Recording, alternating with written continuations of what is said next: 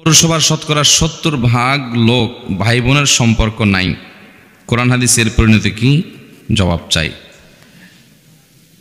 ভাই বোনের সম্পর্ক নাই মানে কি?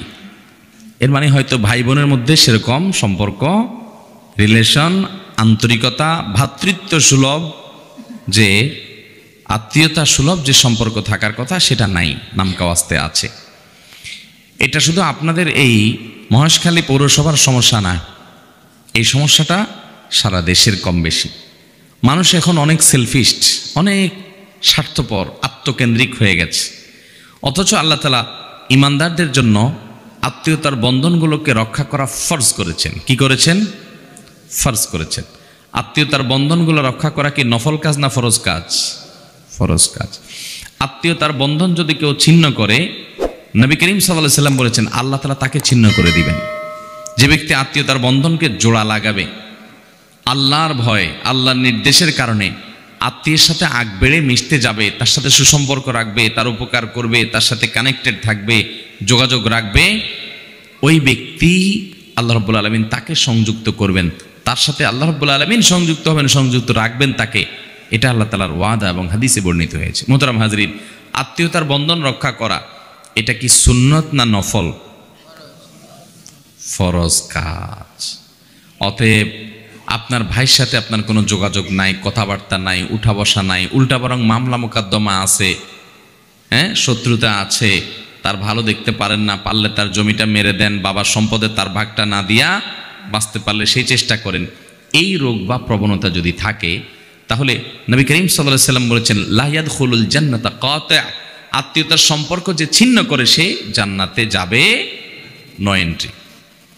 মুসলমান হওয়ার পরও যে লোকগুলো জান্নাতে যেতে পারবে না, সে কপাল পড়া মানুষগুলোর ভিতরে একটা হলো আত্মীয়তার সম্পর্ক ছিন্নকারী। এখন আপনি বলবেন, ভাই আত্মীয়তার সম্পর্ক কিভাবে জোড়া দেব? আমি যদি একটু তার সাথে মিশতে যাই, সে তো আমার সাথে মিশতে চায় না। এক হাতে কি আর তালি বাজে?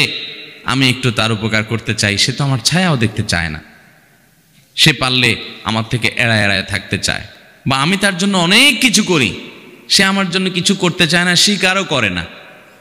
দেখুন, একটা গুরুত্বপূর্ণ বিষয় হলো, আপনি কারোর উপকার করলেন, কাউকে টাকা পয়সা দিলেন, দান দক্ষিণা করলেন, সাধারণত আমাদের অভ্যাস হলো আমরা তার কাছ থেকে স্বীকৃতিটা আশা করি। স্বীকৃতিটা আশা করি যে লোকটার জন্য এত কিছু করলাম, অন্তত সে মুখে স্বীকার করুক যে আমি তার জন্য করছি। এটা আশা করি না আমরা অনেক সময়। সূক্ষ্ম একটা বিষয় হলো, এটাও আপনার লৌকিকতা কিংবা মানুষের কাছ থেকে আপনি বিনিময় আশা করার যে অপরাধ, সেটার মধ্যে সামিল হওয়ার ভয় আছে। আপনি তার কাছ থেকে কোনো ফিডব্যাক আশা করবেন না। দেখুন, অনেক সূক্ষ্ম একটা ব্যাপার কিন্তু। আল্লাহ তাআলা কোরআনে বলেছেন ওয়ায়ুতঈমুনা আত-তাআমা আলা হুব্বিহি মিসকিনাও ওয়া ইয়াতীমাও ওয়া আসীরা ইন্নামা নুতঈমুকুম লিওয়াজহিল্লাহ লা নুরিদু মিনকুম জাযাআও ওয়ালা শুকুরা। আল্লাহ তাআলা নেককার এবং জান্নাতি লোকগুলোর বৈশিষ্ট্য সূরা দাহরে উল্লেখ করতে গিয়ে বলেছেন, তারা মানুষকে খাদ্য দান করে, মানুষকে দান দক্ষিণা করে, এবং এগুলা করার পর বলে ইন্নামা নুতঈমুকুম লিওয়াজহিল্লাহ, ও ভাই তোমাকে আমি এটা খাওয়াইলাম, দান করলাম আল্লাহকে খুশি করবার জন্য। লা নুরিদু মিনকুম জাযাআ, তুমি এটার বিনিময়ে আমাকে আবার কিছু দিবা, আমি দিলাম তুমিও আমাকে দিবা, এই আশা তো নাই। এমনকি ওয়ালা শুকুরা, তোমার থেকে থ্যাঙ্কসও আমি আশা করি না। তোমার থ্যাঙ্কসও আমার দরকার নাই। আমি থ্যাঙ্কস কার কাছে চাই? আল্লাহর কাছে চাই। খুব সূক্ষ্ম বিষয় কিন্তু। আপনি অনেক উপকার করলেন, লোকটা আপনাকে থ্যাঙ্কসও দিল না, স্বীকারটা পর্যন্ত করলো না, ভাব নিল সে নিজে নিজে সব করছে। আপনি যে এত কিছু করে দিয়েছেন, সে স্বীকারটা পর্যন্ত করতে রাজি না। এরকম লোক আছে না আমাদের সব?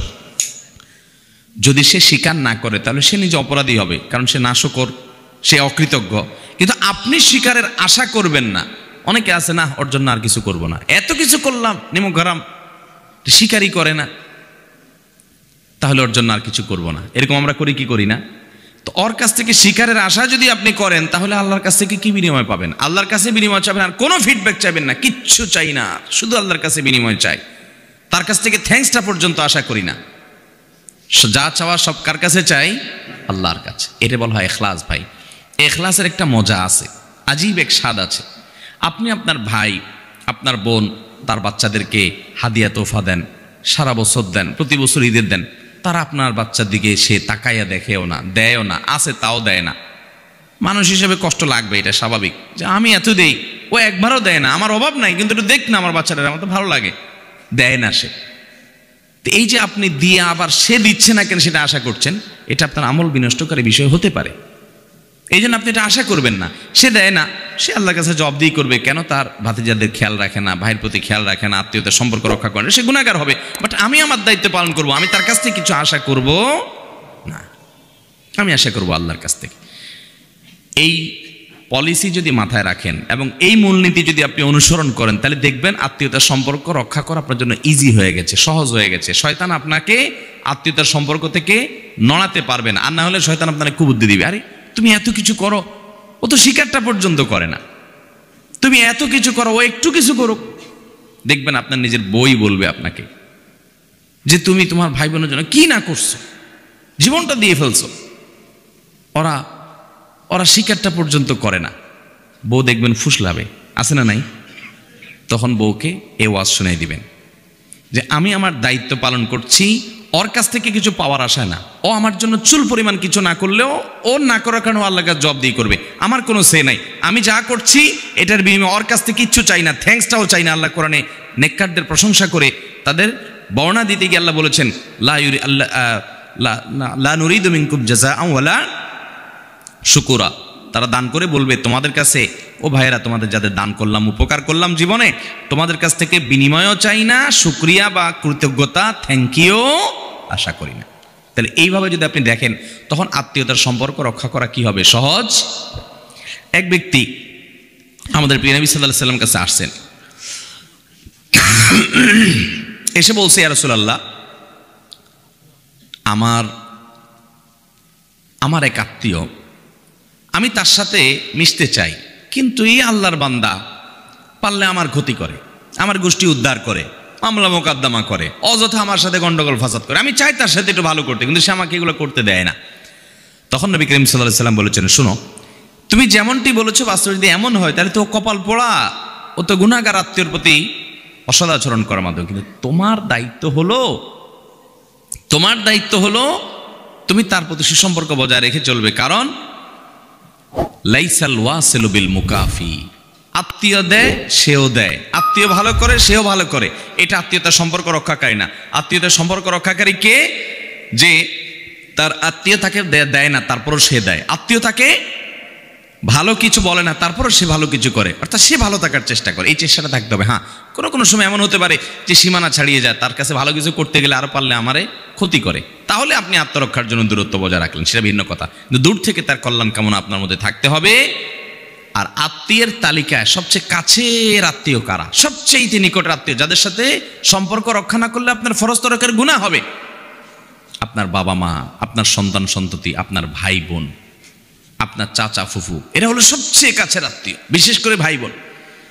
এটা ঠিক যে প্রশ্ন করেছেন তিনি গুরুত্বপূর্ণ প্রশ্ন করেছেন, যে আমাদের দেশে সব জায়গায়, সকল জেলা উপজেলা থানা সব জায়গায় দেখবেন যে মানুষের মধ্যে ভয়ঙ্কর রোগ আজকে ধারণ করেছে, যে আমরা আত্মীয় স্বজনের হক, বিশেষ করে ভাই বোনের সাথে সম্পর্ক আমরা রাখি না।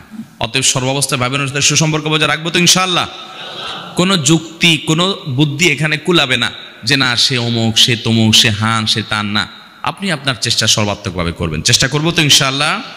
আল্লাহ আমাদের সবাইকে, আমাদের ভাই বোনদের কল্যাণকামী, তাদের খায়ের খা, তাদের প্রতি সুন্দর আচরণকারী, তাদের সাথে সুসম্পর্ক রক্ষাকারী, বজায়কারী এবং আত্মীয়তার বন্ধনকে স্ট্রংকারী ইমানদার হওয়ার তৌফিক দান করুন।